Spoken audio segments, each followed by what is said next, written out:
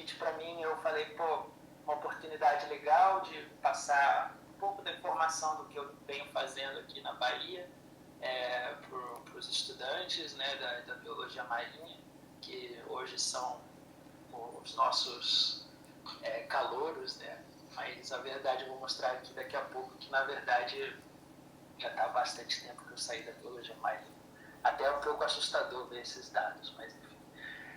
Quando eu conversei com o Vinícius, eu estruturei minha palestra primeiro falando um pouco sobre a minha trajetória, então acho que a ideia é, de repente, mostrar para os alunos de graduação também o que eles podem fazer, embora vocês vão perceber que a minha trajetória sempre foi muito acadêmica, muito voltada já direto para a área acadêmica.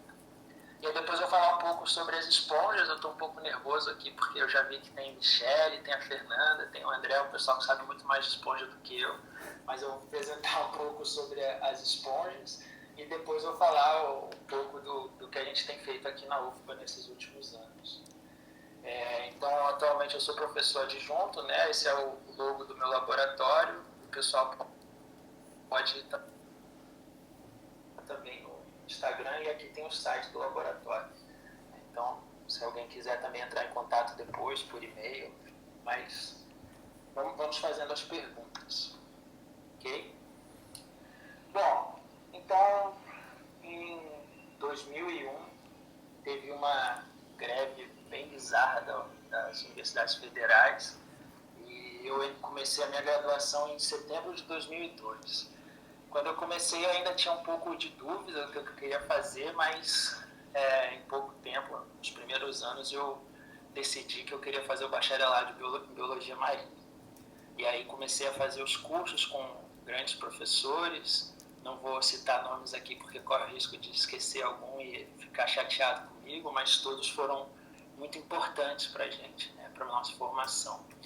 E dentro da biologia marinha, né, que foi, na época, eu não sei se mudou, era a partir do 5º semestre, né, o bacharelado, o que eu mais me lembro assim, era de estudar bastante esse cantinho aqui do globo, né, a Baía de Guanabara.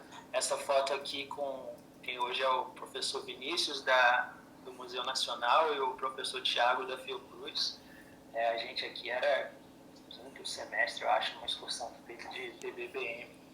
Então, quando eu penso no curso de Biologia Marinha, eu só tenho boas memórias, boas lembranças de viagens sempre muito legais, de muito aprendizado e sempre com participação de colegas e professores maravilhosos. Então, realmente é uma lembrança muito positiva toda vez que eu penso no bacharelado em Biologia Marinha.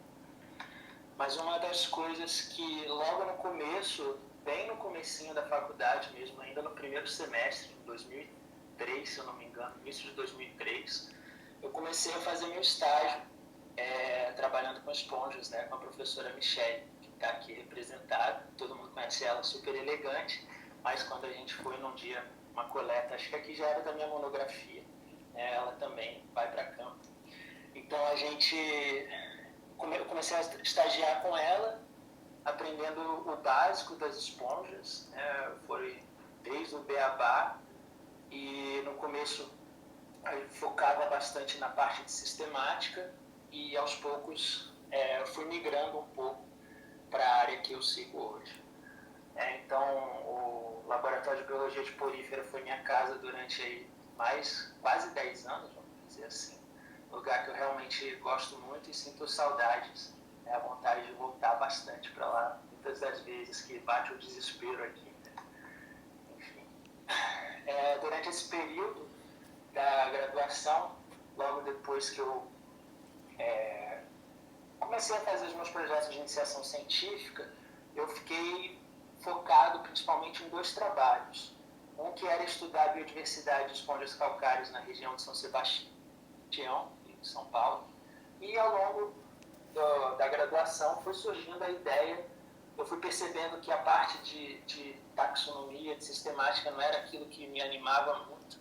Inclusive, em alguns momentos eu até pensei em abandonar o barco das esponjas, vamos dizer assim, mas na verdade percebi que isso era uma característica minha. Às vezes eu gosto muito de uma coisa, fico um pouco confuso, penso em mudar totalmente o rumo. mas que no fim das contas eu encontro, consigo arrumar e volto a fazer, né, aquilo que eu gosto. E aí, mais ou menos em 2004, eu comecei a estudar o ciclo de vida de uma espécie que nem tinha nome ainda, que hoje é a Paraversula magna, que era bastante abundante na costa do Rio de Janeiro. Isso aí foi o meu projeto de monografia, e aí, a partir do estudo da monografia, surgiram perguntas que virou o mestrado, depois o doutorado, e foi o que fez com que eu seguisse a carreira até hoje, e sempre com a orientação da Michelle. Então, em 2006, eu defendi a minha monografia, meu TCC, e entrei no mestrado. Foi no Museu Nacional, né, esse prédio belíssimo que está sendo reconstruído, na pós em zoologia. Eu fiz esse mestrado de 2006 a 2008. Foi muito importante para aprender várias técnicas, como a microscopia eletrônica, que é uma das coisas que eu uso atualmente nos meus trabalhos, conhecimento sobre invertebrados marinhos como um todo.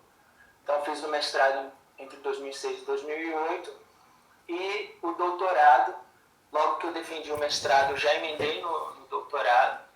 Então, em 2008, também no Museu Nacional, lá do Rio de Janeiro, eu comecei a fazer um projeto um pouco mais amplo também sobre a reprodução de esponjas, mas ainda também na orientação da Michelle, lá no LabPor, no FRJ.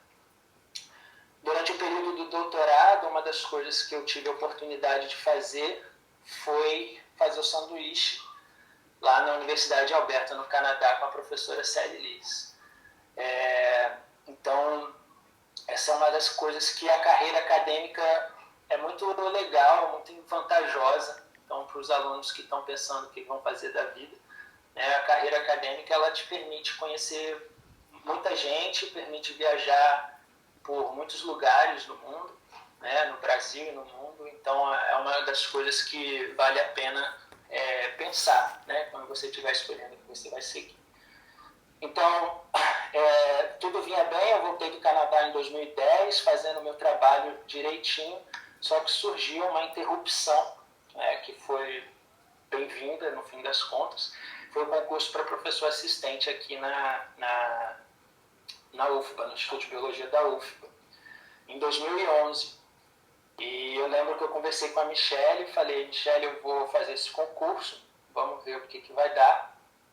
Eu fiz o concurso e eu lembro eu atravessando a rua, depois ligando para ela que eu tinha uma notícia boa e uma notícia ruim para dar. A boa é que eu tinha passado no concurso e a ruim é que eu ainda tinha que terminar meu doutorado. Então eu vim para Salvador em 2012, faltando ainda 6 meses para acabar o doutorado, e tive que fazer as duas coisas juntas, começar o desafio de ser um professor numa universidade e finalizar o doutorado. Então, em 2012, eu me mudei para Salvador e comecei a trabalhar aqui na UFBA. Quando foi em julho, eu voltei lá para o Rio para poder fazer a minha defesa e me tornar o doutor, que é o que eu consegui trabalhar hoje. Então, esse foi o passo a passo até eu chegar a ser professor aqui na UFBA. Atualmente eu coordeno um laboratório, tenho alguns alunos sob a minha orientação de IC, mestrado, doutorado, alguns estão presentes aqui na palestra. E foi uma carreira, como eu falei, acadêmica, já bem delimitada, uma coisa foi emendando na outra, mas acho que porque eu sempre tive muita certeza, desde o começo, que era isso que eu queria fazer da minha vida. Então, acho importante que quando a gente está na graduação, a gente realmente reflita sobre aquilo que a gente quer fazer. Bom, e quem que permitiu que eu chegasse até aqui, quem que fez com que a minha trajetória viesse na biologia fosse essa, são esses animais aqui, essa rosquinha gigante, que eu sempre tenho fome de conhecimento, quero aprender bastante sobre elas, que são as esponjas, conhecida aí também, o chamado filoporífero. Então, quem são as esponjas? As As esponjas são organismos aquáticos, a gente encontra elas tanto em ambiente marinho quanto em ambiente dulcícola, principalmente marinho, né? A maior parte das espécies é marinhas, mas uma família especificamente de demosponja, eu vou falar um pouquinho, ela conseguiu invadir o ambiente, né, de água doce em rios e lagos, mas a maior parte é marinha. São organismos considerados muito simples, né, e você encontra eles em todos os corpos d'água. Então, desde a zona entre marés até mares profundos, a gente encontra esponjas que variam desde formas bem pequenas, como essas esponjas carnívoras, né, algumas esponjas calcárias que são do tamanho de um grão de arroz. Dá bastante trabalho para trabalhar com elas, né, por isso são sempre complicadas, mas são bastante belas, né, bastante intrigantes.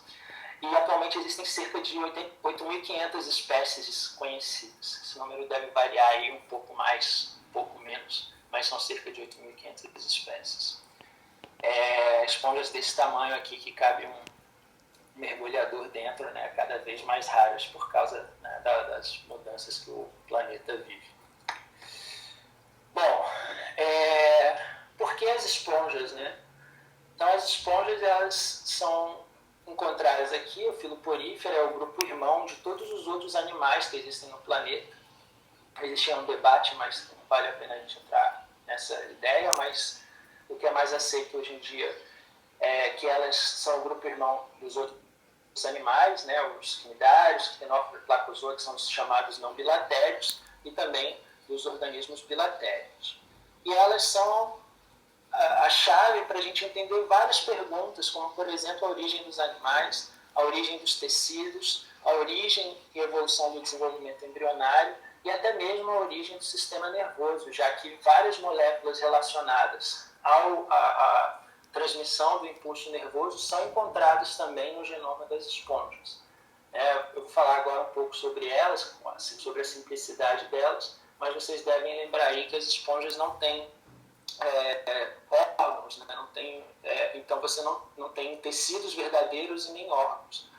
Então elas são muito simples, mas elas apresentam informações muito importantes para a gente entender a evolução desse grupo. Como eu falei, elas são organismos simples, então você não vai encontrar um cérebro, não vai encontrar um rim, não vai encontrar um sistema digestivo na composição desses organismos.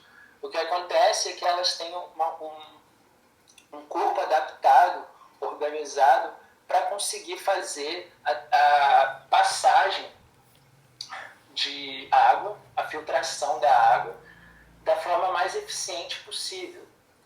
Então, ela possui um sistema de canais e câmaras, no qual a água vai entrar a partir do ambiente do meio externo, passar pelos canais inalantes, passar por dentro das câmaras coanocitárias, que são câmaras onde você encontra células flageladas, que vão fazer o batimento do flagelo, gerar um fluxo unidirecional de água, para fazer com que essa água seja filtrada. Nessas câmaras coanocitárias, você vai ter um colarinho ao redor desse flagelo que vai ajudar a reter as partículas. Então, a esponja vai se alimentar de pequenos organismos, né, principalmente bactérias, também vai se alimentar de matéria orgânica dissolvida na água, fazendo a fagocitose, a pinocitose dessas estruturas que estão presentes na água. Depois disso aí, a água vai passar pelo chamado canal exalante e vai sair, né, pelo ósculo, fazendo então assim essa passagem pelo chamado sistema aquífero. Esse sistema aqui que eu estou mostrando para vocês é o sistema mais comum encontrado em esponjas, em todos os grupos de esponjas diferentes, distintos, né? E você vai ter, que é o chamado sistema leuconoide, mas a gente encontra aí 5 tipos diferentes de sistemas aquíferos, né, nas esponjas, principalmente aí vai ser na classe calcária, que é a asconoide, o ciconoide, o cileibide e o leuconoide, que é o mais comum, e esse que foi recentemente, entre aspas, né, 2011, já está ficando nem tão recente assim, descrito pela Michelle e pela Fernanda, é o chamado sistema aquífero solenoide. Então são 5 tipos diferentes, mas a maior parte das esponjas vai ter esse tipo aqui, que é o chamado sistema aquífero leuconóide. Eu vou falar bastante sobre reprodução das esponjas, né? Então, elas podem se reproduzir de forma sexuada ou forma assexuada, sendo que na reprodução sexuada a gente vai ter organismos que são monóicos. Então, uma esponja ela é macho e a outra é fêmea, e a gente vai ter organismos que são dioicos.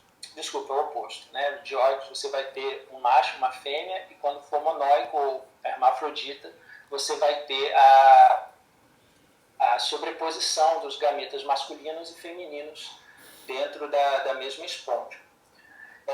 Os ovócitos vão crescer espalhados pelo corpo da esponja, para você não ter uma gônada, não tem um tecido específico para a maturação desses gametas, nem um ovário ou um testículo. E em algumas espécies o desenvolvimento vai ser externo, então os espermatozoides e ovócitos são liberados na água, e em outras o desenvolvimento vai ser interno. O espermatozoide vai entrar lá pelo sistema aquífero, vai fecundar o ovócito, e aí você começa a ter o desenvolvimento para formar um embrião. Esse embrião, depois de passar por vários estágios da embriogênese, vai se desenvolver numa larva, e aí a grande maioria das larvas vai ser larva livre e natante, ela vai ser liberada pelo sistema aquífero e vai sair pelo ósculo, vai passar um momento no plâncton, uma fase de vida no plâncton, assenta no substrato, sofre a metamorfose e vai virar um juvenil. Então essa seria, né, e aí o juvenil cresce e começa a gametogênese de novo, então esse seria o ciclo de vida da reprodução sexuada. Desculpa. Uma outra possibilidade é a chamada reprodução assexuada, no qual o adulto da esponja vai gerar novos organismos, novos indivíduos, sem precisar passar pela gametogênese, sem precisar passar por uma meiose, uma reorganização do material genético. Então ela vai ter uma reprodução clonal. Nesse caso a gente tem 3 tipos principais, que seriam a fragmentação. Você tem um corpo da esponja adulta, ela se fragmenta em 2 e você passa a ter 2 indivíduos, então você tem uma reprodução assexuada. Uma outra forma é o chamado brotamento, no qual grupos de células vão se juntar, formar uma estrutura esférica, e essa estrutura esférica geralmente vai ter células totipotentes dentro dela, vai poder ser liberado, vai flutuar, vai ter um momento de dispersão na coluna d'água, assenta e desenvolve um novo indivíduo. Então, se você tinha um indivíduo, passa a ter 2, você tem a chamada reprodução assexuada, sendo que esse indivíduo parental e o indivíduo do broto, né, gerado a partir do brotamento, eles vão ter a mesma carga genética, vão ter a mesma forma genética. E o último tipo mais comum é a chamada gemulação, no qual a esponja vai produzir uma estrutura parecida com o broto, mas nesse caso ela vai ter uma armadura de espículas e uma capa de colágeno muito bem desenvolvida para que aquela estrutura aguente condições ambientais adversas. Isso é muito comum em esponjas de água doce, onde o rio seca ou o rio congela, e aí quando você não tem a água, a esponja se reduz para formar essas gêmulas, e aí quando a condição volta a ser favorável, ela vai se desenvolver, vai eclodir e vai formar novas esponjas. Então essa seria ainda o terceiro tipo principal de reprodução assexuada. Quase todas as espécies de esponjas que se conhecem são capazes, né, de fazer os 2 tipos de reprodução, tanto a sexuada quanto a assexuada, em alguma proporção. Tá? Em alguns grupos você vai encontrar muita reprodução assexuada, menos sexuada, mas os dois são capazes, todos os grupos são capazes de fazer os dois tipos de reprodução. Bom, sobre a diversidade de esponjas, eu falei anteriormente que existem cerca de 8.500 espécies de esponjas descritas no mundo, e no Brasil né? Esse levantamento foi publicado em 2011, se não me engano, pelo professor Guilherme Morici e colaboradores. Mostrou, né, que no Brasil a gente tem cerca de 3.770 recordes de esponjas, né, registros de esponjas, de 443 espécies identificadas. Então, isso foi em 2011, a gente já está quase 10 anos defasado esse catálogo. Daqui a pouco eu vou mostrar que esse número aumentou um pouquinho, eu peguei esses dados novos há pouco tempo. Mas o que acontece é que, em geral, a fauna de esponjas do Brasil é muito diversa e ainda muito desconhecida. Então, existe um investimento no estudo de taxonomia de porífera já há bastante tempo. No Rio, a gente tem alguns laboratórios focados nisso, agora, mais recentemente, expandiu. Tem o professor Ulisses na UFPE, tem a Fernanda aqui na UFBA. Então, provavelmente estou esquecendo outros grupos, mas a gente hoje em dia tem uma maior quantidade de pessoas estudando a biodiversidade de esponjas no Brasil. Então, isso é uma coisa bem legal e que, quando a gente conhece as espécies que existem, a gente pode começar a fazer outras perguntas mais aprofundadas, né? Como as que eu venho fazendo. Então, esse aqui eu peguei agora nesse site, né, do catálogo taxonômico da fauna brasileira. Ficou pequeno demais, mas, se eu não me engano, esse número aqui é 597 táxons válidos, sendo que 113 são encontrados somente no Brasil.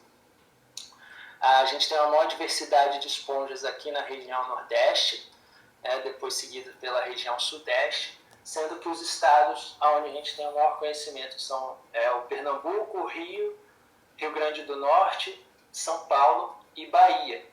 Tá? Então, a gente tem essa competição. Aqui na Bahia, a gente tem como missão passar o Rio e São Paulo. Pernambuco também. Pernambuco é uma faixinha pequena, então a Bahia vai ganhar com certeza isso aí. Então, esses são os locais que a gente tem maior diversidade, mas não é por acaso. O que acontece é que é onde a gente tem concentração de pesquisadores, ou que houve grandes projetos, como, por exemplo, o Rio Grande do Norte teve um projeto de conhecimento sobre a Bacia Potiguar. Então, o pessoal, os professores, pesquisadores do Rio conseguiram investigar e aprender bastante sobre a fauna dessa região. Então, não necessariamente a presença do taxonomista faz com que se conheça a diversidade, mas sim o investimento de projetos em locais diferentes.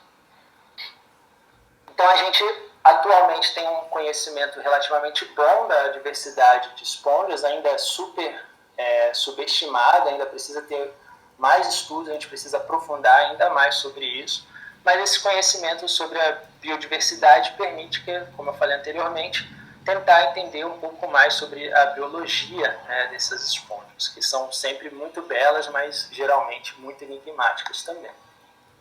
Então, a gente hoje, como a gente conhece quais são as esponjas, a gente conhecer quais são as mais abundantes, aonde encontrar esses organismos, a gente começa a fazer perguntas sobre biologia, reprodução, ecologia e evolução, e é o que a gente tem tentado fazer no meu laboratório. E, estrategicamente, a gente está num local geograficamente de grande biodiversidade. Então, a Bahia é um estado que tem um conhecimento bastante amplo sobre as espécies de esponjas. Então, existem algumas baías dentro da Bahia, que no livro escrito pelo professor Eduardo Raidu, a professora Solange e o Júlio, eles falam, que as baías baianas são paraísos espongiológicos, e de fato são. Quando a gente mergulha por aqui, a quantidade de espécie é algo absurdo. Eu falo que eu moro e vou trabalhar num local que é um supermercado de esponjas. Qual grupo você precisa? Procura lá, vai ter. Algumas mais fáceis, outras mais difíceis, mas tem. Eu fiz um mergulho logo que a gente mudou para cá com a Fernanda e a gente contou assim por alto, só as espécies que a gente conseguia identificar eram mais mais de 30 numa única praia, e sem contar todas as outras que a gente não viu e que não eram tão simples assim de se identificar.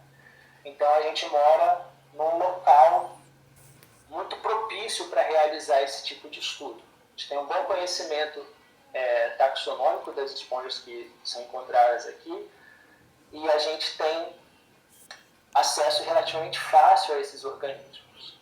Então é tudo que a gente precisa para definir modelos biológicos. Então, durante a minha graduação, mestrado e doutorado, eu trabalhei com esponjas calcárias. O foco era 3 espécies, principalmente, mas uma principal que era a Paradoxila magna, que eu acumulei um monte de conhecimento sobre ela. Mas quando a gente veio aqui para a Bahia, tive que mudar um pouco o meu foco e acabei caindo para as demosponjas. Então, esse é um pouco do contexto, né, que a gente vive, que a gente fez a gente chegar até aqui.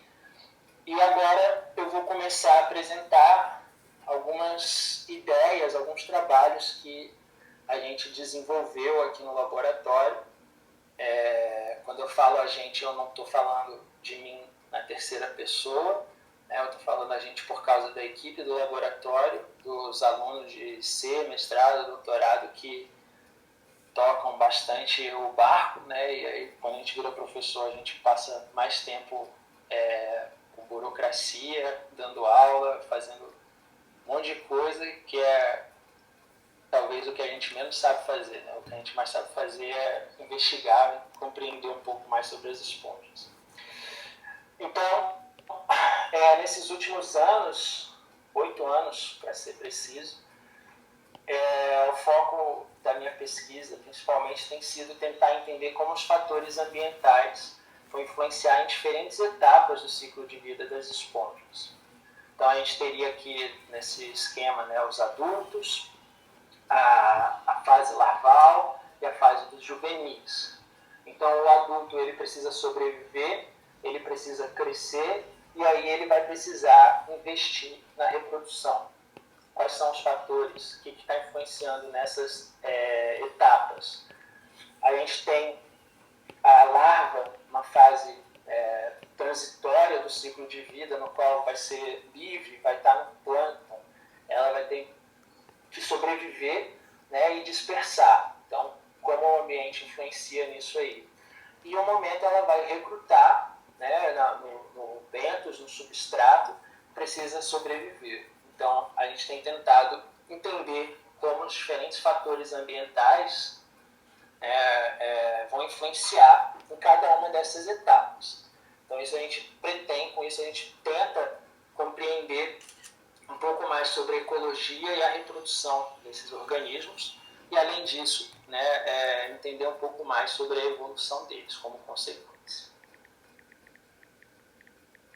Então, nos próximos minutos aí, eu vou tentar mostrar para vocês alguns resultados que a gente encontrou respondendo essas 3 perguntas, né, que estão listadas.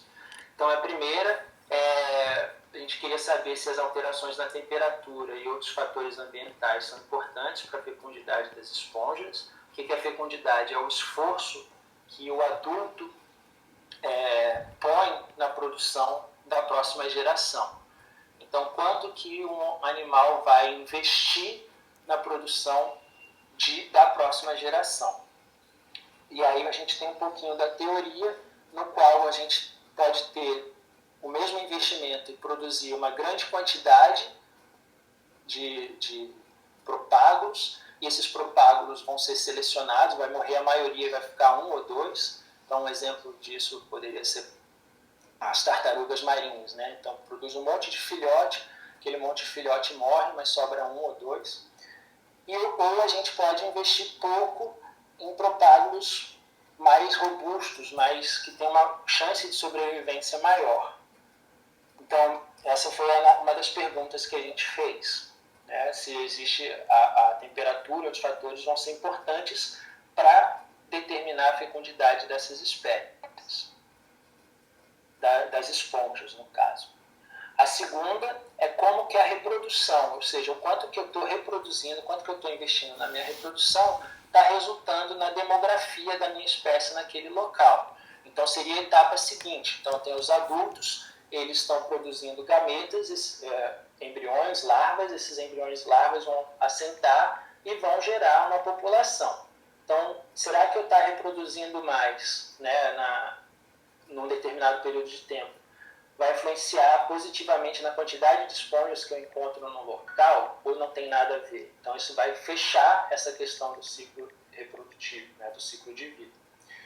E a última pergunta, né, que eu vou mostrar rapidinho, é como que a quantidade de esponjas, a demografia dessas esponjas vai influenciar na comunidade bentônica. Então, será que eu tendo mais esponjas vai ajudar a ter mais outros organismos? Outros organismos vão ser importantes também para as esponjas e por aí vai. Então, eu vou mostrar um pouco desses resultados para vocês. Então, a primeira pergunta é um dos princípios que a gente tem quando pensa em reprodução de invertebrados marinhos, ou melhor, não só invertebrados, né, pecilostérmicos marinhos, é que a gente vai ter a temperatura do mar influenciando na distribuição, no período de reprodução das espécies. Então, o que a teoria prevê é que em ambientes temperados a gente vai ter um único período de reprodução, que é quando a temperatura vai estar mais elevada. Em ambientes polares, a mesma coisa. Só que em ambientes tropicais, como a temperatura vai ser algo constante ao longo do ano, né? No começo da nossa palestra aqui, o Vinícius perguntou como é que está com Salvador, eu falei, está quente, está sempre quente aqui, né? Então você vai ter a temperatura constante ao longo de todo o ano. Então a ideia é que nessas regiões, né, nesses mares da região tropical, a gente vai ter atividade reprodutiva mais ou menos constante ao longo do ano. Então essa é uma ideia que foi proposta em 1920 por um biólogo marinho chamado J.H. Orton, e essa ideia aos poucos foi caindo. Quando foi estudando os outros organismos, foi sendo derrubada, não é bem assim e tal, mas para esponjas, né, nunca tinha sido feito um teste.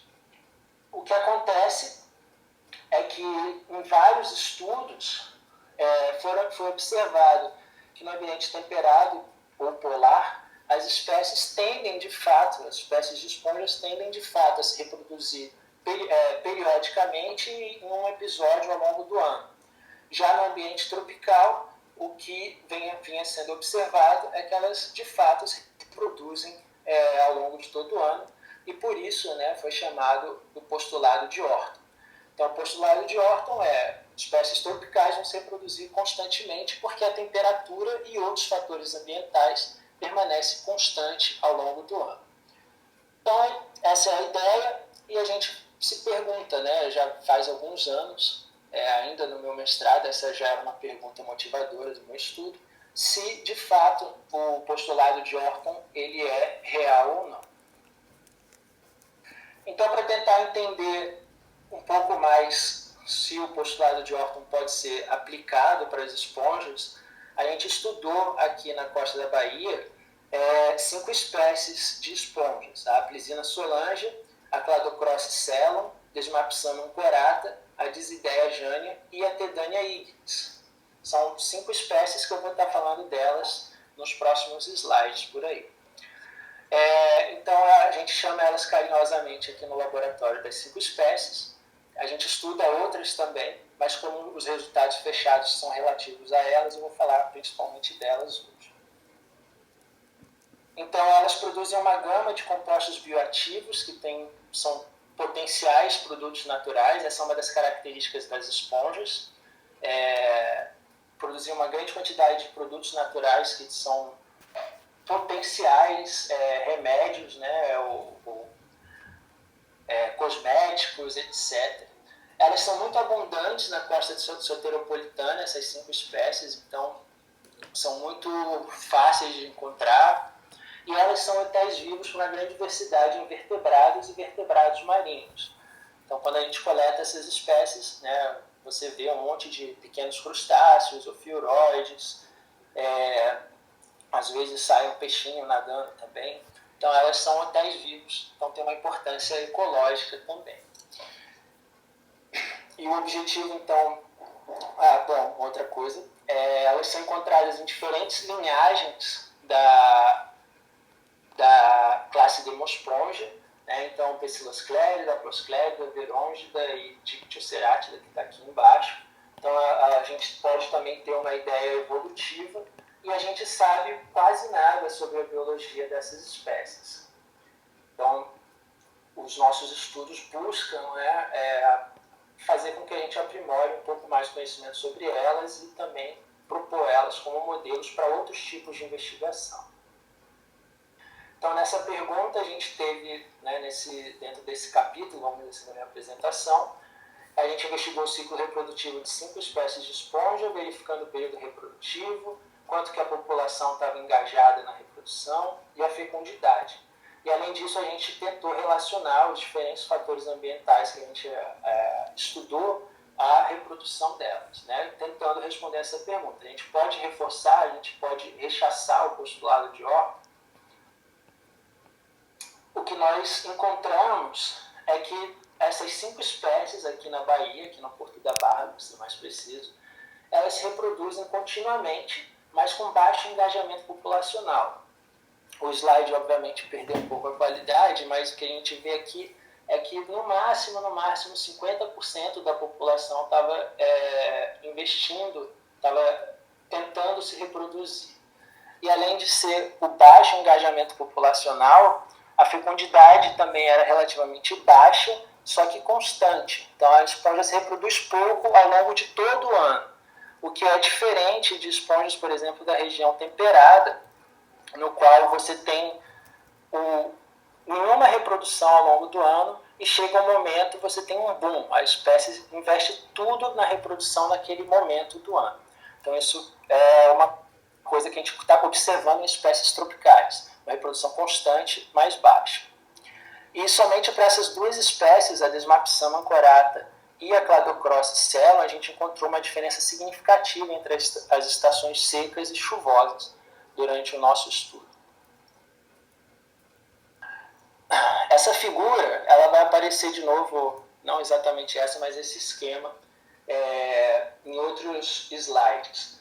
O que a gente tem aqui é o chamado heat map, é um mapa de calor, no qual, nessa figura, o branco significa que o fator ambiental não tem importância nenhuma, e o roxo, né, o rosa, mostra que tem muita importância. Então, quanto mais colorido for, quanto o quadradinho, maior a importância daquele fator ambiental para a reprodução da espécie. O que nós observamos para essas 5 espécies é que a temperatura, diferentes variáveis de temperatura que a gente avaliou, tem importância em vários aspectos da reprodução de 4 dessas 5 espécies. Porém, o fitoplâncton, que seria o alimento da esponja, é outra característica que também é muito importante para a reprodução da espécie. Então, a temperatura tem sim alguma influência na reprodução da espécie. Mas será que ela modula ou ela é algo, né, que permite que a espécie se reproduza? E aí uma das ideias que a gente tem defendido é que a temperatura precisa ser uma temperatura mínima para que a espécie se reproduza, só que quando a gente aumenta essa temperatura, ela vai passar a se reproduzir ainda mais. Então isso vai ajudar a modular a fecundidade da espécie. Vinícius perguntou aqui quanto tempo dura o ciclo de vida de uma esponja. Será que varia entre regiões? É muito difícil responder isso, Vinícius, porque você tem algumas espécies que vão ter aí quase 2.000 anos, né? Existem estimativas aí de que elas vão ter mais de 2.000 anos e outras que são anuais. Então varia, espécies que fecham ciclo de vida todo ano, então a população recruta, cresce, vira adulto, começa a se reproduzir, morre em menos de 1 ano. E outras que duram 2.000 anos e aí vão ter ciclos reprodutivos todo ano, basicamente. Então, varia muito, vai depender da espécie. E aí, se varia entre as regiões, essa é uma resposta que eu não sei te dar, mas eu diria que está mais relacionado à espécie em si, ao grupo evolutivo que ela pertence, do que à região. Tá? Mas aí vai depender da história de vida da espécie, mais da filogenia do que exatamente do ambiente, vamos dizer assim. Então, voltando para cá, a temperatura, sim, parece influenciar na reprodução da espécie e as espécies se reproduzem constantemente. Então, né, a gente pode, nesse caso, vamos reforçar então, o postulado de Orton para as esponjas. Só que a gente não ficou contente em simplesmente adicionar esses dados mais 5 espécies, a gente fez também uma meta-análise. E aí o que a gente viu pelo nosso estudo é que, ao invés de definir quando é o período, ela apresenta, né, a influência na quantidade dos elementos reprodutivos. Ou seja, quando a temperatura está muito baixa, a espécie não se reproduz, porque ela não tem capacidade de gerar nenhum elemento reprodutivo. Só que quando a temperatura atinge o nível X, ela pode começar a se reproduzir, e conforme a temperatura vai aumentando, ela vai se reproduzir mais, mais e mais. E nessa meta-análise a gente comparou se no ambiente tropical e temperado elas vão se reproduzir continuamente ou periodicamente. E aí o nosso estudo mostrou, né, a gente fez uma análise estatística, e o que a gente observou é que no ambiente temperado há uma maior tendência a, de fato, a espécie se reproduzir periodicamente, então principalmente no verão ou no inverno, e mais que no ambiente tropical, tanto faz, ela se reproduz periódico ou continuamente. Porém, existe um grande viés aqui. A maior parte dos estudos que foram realizados no mundo estão no ambiente temperado e poucos estudos estão sendo realizados no ambiente tropical. Então, a gente precisa continuar investigando esse tipo de pergunta em outros locais, né, em outros ambientes tropicais.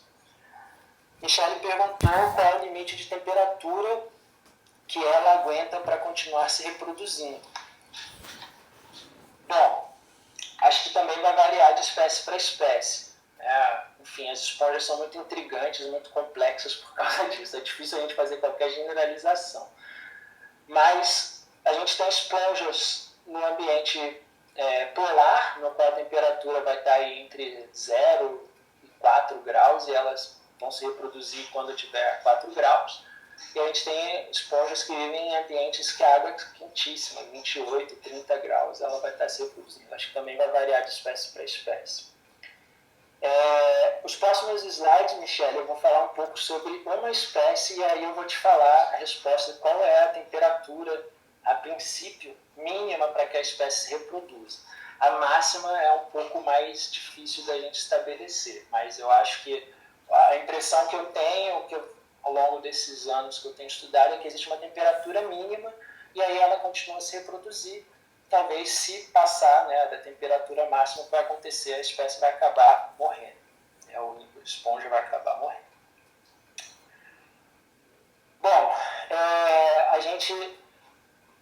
quando a gente fez esse primeiro estudo, foi no ano de 2015, 2016, se não me engano. E aí, foi 2013, 2014 e início de 2015.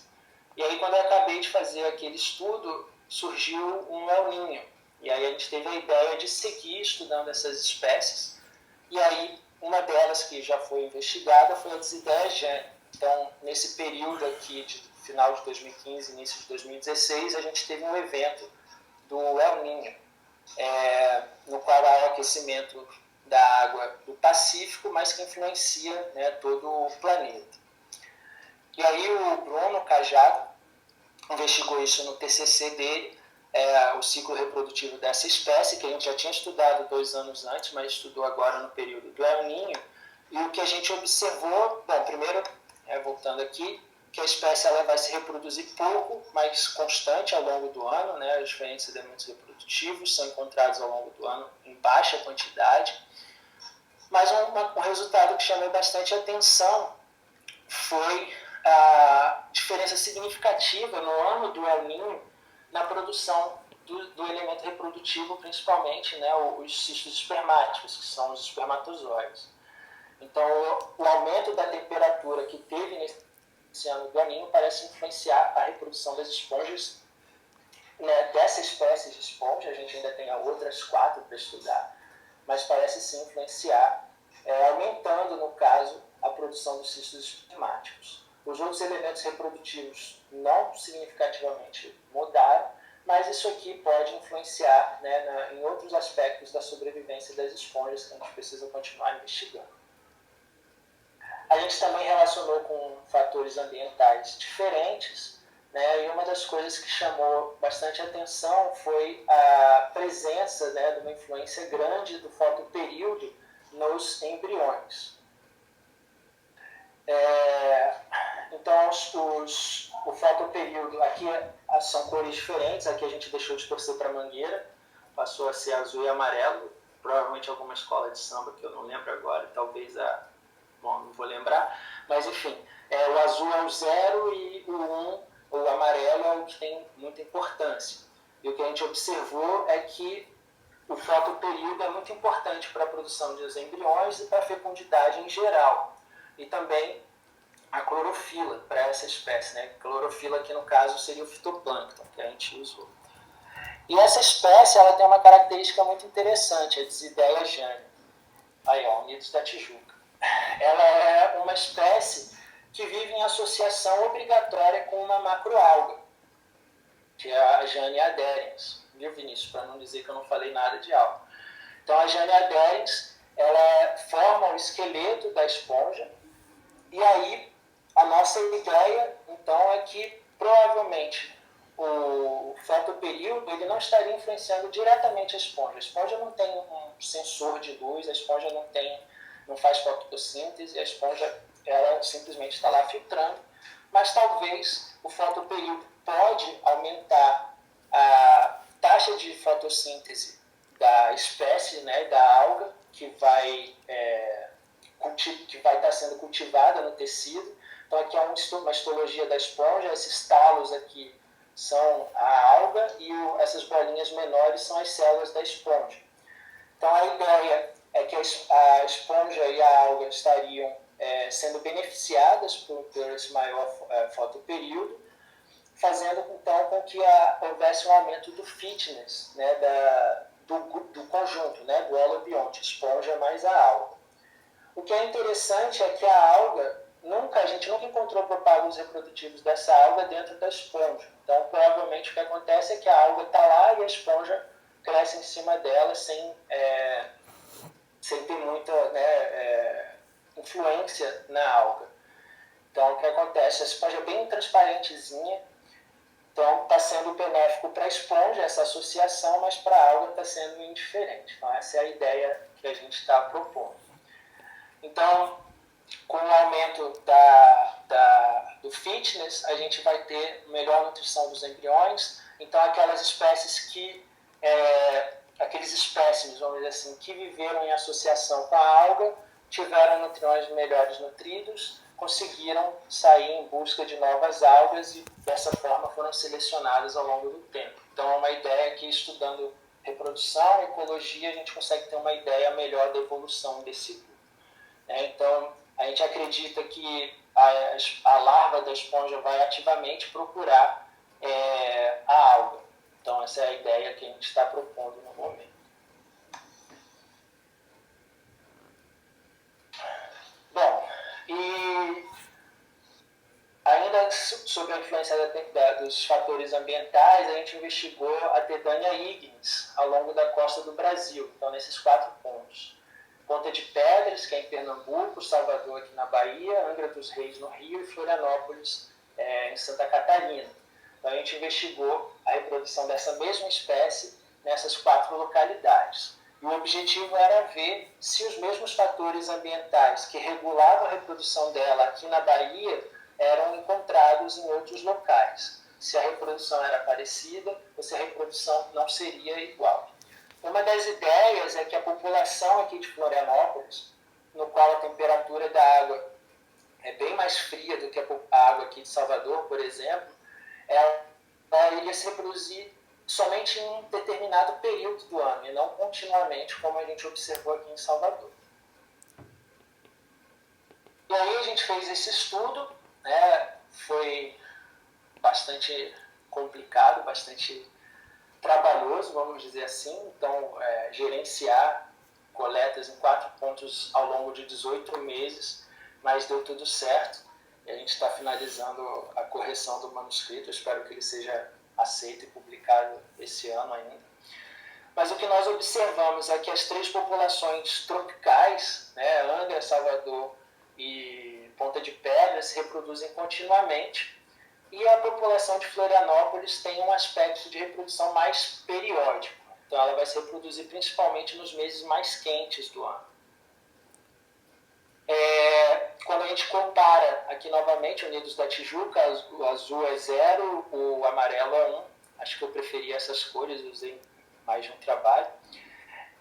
A gente vê que a temperatura não tem uma influência tão grande assim, mas ainda vai ser principalmente quando a gente pensa na densidade dos elementos reprodutivos, ela vai ser a que vai apresentar uma maior influência do que os outros fatores ambientais. Embora a chuva, né, também vai ser importante, mas uma das mensagens principais que a gente observou nesse estudo é que cada população era modulada por fatores ambientais diferentes. A gente não tem um mesmo fator atuando, controlando as 4 populações, ou então quando a gente considera o Brasil como um todo, a costa brasileira como um todo. Então a gente não tem essa concordância. Foi uma das coisas que a gente reparou, que a gente aprendeu nesse estudo. Então, naquela ideia de que a temperatura, a clorofila, a fotossíntese vai ajudar na reprodução de uma espécie, isso pode ser populacional, né? O que dificulta ainda mais a compreender a reprodução dessas espécies. Mas é bom que a gente tenha estudo aí para o resto da vida. Mas uma coisa bem interessante que a gente encontrou, e aí agora acho que eu respondo a pergunta da Michele, é que essa espécie, Tedania ignis, ela tem distribuição desde a Flórida até Santa Catarina, até Florianópolis. Florianópolis é o limite sul de distribuição dessa espécie. E a temperatura média anual entre essas linhas pontilhadas aqui é de 21 graus. Né? Aqui tudo vai ser acima de 21 graus. Quando você vai para o norte da Flórida ou para o sul de Santa Catarina, você acaba tendo temperaturas, uma média temperatura menor do que 21 graus. Essa é uma espécie, então, que tem uma ampla distribuição e ela também geralmente está em águas mais rasas, de 30 metros para cima, que também vão ser águas mais quentes. E quando a gente plota o esforço reprodutivo da espécie contra a temperatura, o que a gente observou é que abaixo de 21 graus a espécie geralmente não se reproduz. Vai ser, quando tem reprodução, é muito pouco. Então a ideia é que a temperatura mínima de 21 graus para essa espécie é importante para que ela se reproduza. E como ela não consegue se reproduzir abaixo dessa temperatura, a gente não encontraria populações acima, né, desse limite de distribuição. E uma das coisas que a gente está discutindo nesse trabalho é que com o aquecimento global a temperatura dos oceanos vai aumentar e pode ser que essa espécie expanda, vamos dizer assim, a sua distribuição ao longo do tempo. Então, é uma questão bem interessante, é um trabalho que a gente está finalizando, como eu mencionei anteriormente. Bom, como que a reprodução vai influenciar na demografia das esponjas, então? Mostrei anteriormente que essas espécies têm a fecundidade relativamente baixa, mas é constante, e que somente 2 têm a diferença entre a estação seca e a chuvosa. E aí a gente se perguntou, será que a reprodução constante significa crescimento populacional? Será que os mesmos fatores ambientais que influenciam na reprodução vão estar influenciando também na demografia, na quantidade de esponjas ao longo do tempo? Essa foi parte do mestrado da Franciele Oliveira. O que nós observamos é que, embora, apesar da esponja se reproduzir continuamente... Espera aí que eu recebi uma mensagem do Vinícius. Tá, vou acabar com isso. A gente tem uma reprodução, uma densidade praticamente constante ao longo do tempo. Ela não vai mudar muito a quantidade de esponjas presentes no ambiente, esponjas adultas. Então, você pode se reproduzir mais, que não necessariamente vai significar um aumento populacional infinito. Então, o que está acontecendo é que provavelmente está havendo uma mortalidade constante ali também. Estariam os mesmos fatores ambientais encontrados na fecundidade atuando em diferentes momentos do ciclo de vida das esponjas? O que nós observamos é que os fatores ambientais que explicavam a presença de embriões ou gametas da desmapsama, da tedânia e da aplisina não necessariamente estão relacionados à produção, à quantidade de esponjas presentes no ambiente. Então, a precipitação, a chuva, né, no caso, é o principal modulador da reprodução em desmapsama, mas a gente tem também a importância da produção primária e do fotoperíodo na dinâmica populacional. Em Tedania ignis, a gente não tem o principal forçante da reprodução, mas a densidade está relacionada à precipitação, e na aplisina a gente tem a presença da precipitação importante para a produção dos gametas, mas não na produção, na quantidade, na dinâmica populacional. O caso da esponja pão de queijo, né, que é a Sinaquirella apion, a Sinaquirella apion, agora confundi, enfim, a Sinaquirella, que é essa espécie que está aqui no meio, né, na zona entre marés, é bem interessante. Nós observamos que ela se reproduz constantemente, isso foi parte do doutorado da Vivian, Sinaquirella locada. Obrigado, Fernando.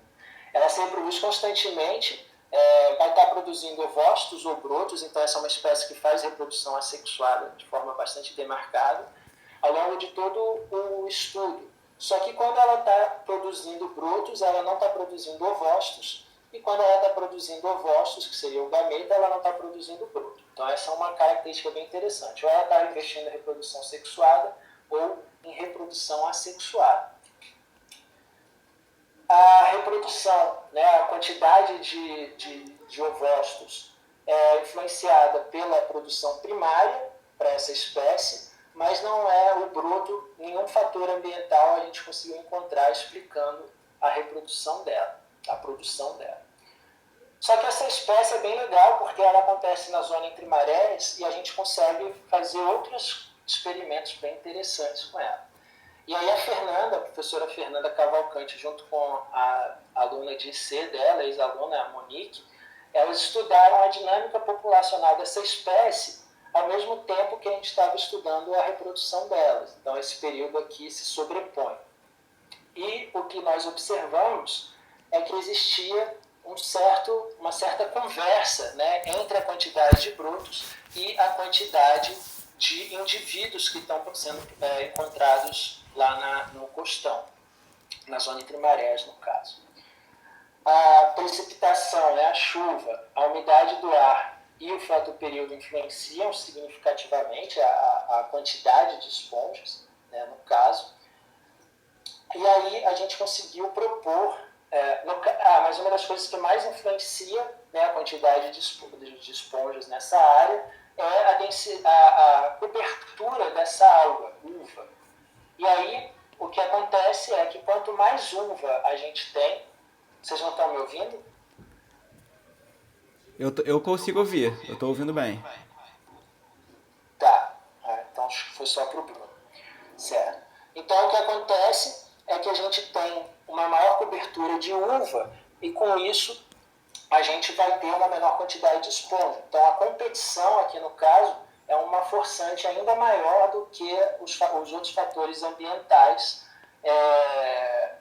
para entender a demografia dessa esponja.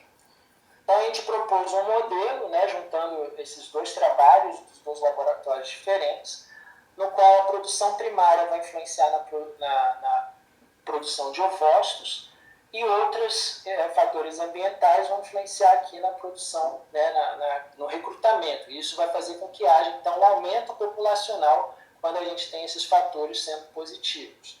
Só que com o aumento do fotoperíodo, a gente vai ter uma maior quantidade de uva, né, de alga competidora, e essa competição vai resultar num declínio da população.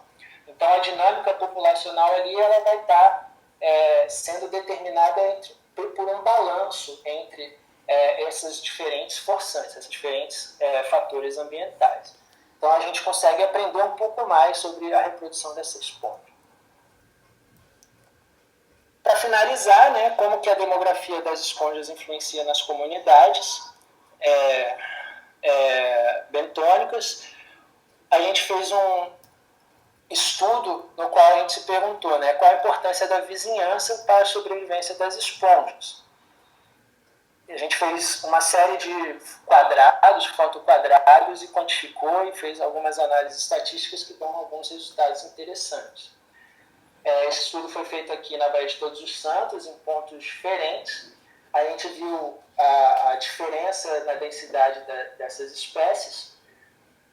E essa figura aqui mostra quando o quadradinho é bege, amarelo, a associação entre as espécies é negativa, quando é cinza tanto faz, é randômica, e quando é azul é positiva. Então, por exemplo, a presença da Aliclona melana é importante para a Dedania ignis, que é uma das espécies que a gente encontrou. Já a Desmopsama ancorata, ela não tem... Desculpa, a Desmopsama ancorata, ela se relaciona bem com os zoanthus sociatus e por aí vai.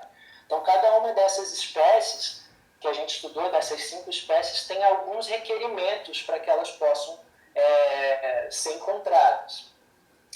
Então, a tabela resume um pouco. A 5 espécies que é mais chatinha é a Cladocrossicellum, que ela tem uma série de fatores que estão sendo importantes para a presença delas, e por isso elas apresentam uma distribuição espacial que é muito agregada. Você encontra muito dela, porque se a gente voltar aqui, ela é a espécie mais abundante das cinco espécies que a gente estuda, mas ela precisa ter todas essas características aqui para ela existir. Só que quando a gente encontra essas características, é bem chato, mas aí ela tem um boom, tem um monte delas. Então é uma ideia de que a vizinhança, algumas não estão nem aí, outras, né, vão ter mais requerimentos, como qualquer organismo que a gente encontra no planeta. Então, como conclusões, Vinícius, acho que deu tempo, espero estar dentro dos 10 minutos ainda. Claro. A reprodução afeta a dinâmica populacional, mas fatores ambientais diferentes vão atuar nessa dinâmica. A comunidade influencia na dinâmica das esponjas e vice-versa. E diferentes espécies vão responder de formas diferentes aos fatores ambientais, né, mas que a reprodução é uma peça-chave para que a gente possa entender o efeito das mudanças globais nas comunidades bentônicas. Isso porque a gente viu que as esponjas vão estar ali cheias de necessidades, e se você tira aquela esponja, pode alterar totalmente o balanço do ambiente bentônico. Então era isso que eu tinha para falar. Eu queria agradecer essa meninada bonita toda aqui, que são os alunos que fizeram boa parte desses resultados que eu mostrei para vocês. Não tem a foto dos alunos novos, eles estão começando agora, mas também queria agradecer a vocês que estão dando uma motivação para a gente continuar trabalhando. A professora Fernanda Cavalcante, que é colaboradora sempre do laboratório, os órgãos de financiamento, e lembrar que eu também faço parte do INCT Nutri. Então é isso que eu tinha para falar. Obrigado novamente pelo convite e, enfim, estamos abertos aí para receber as perguntas.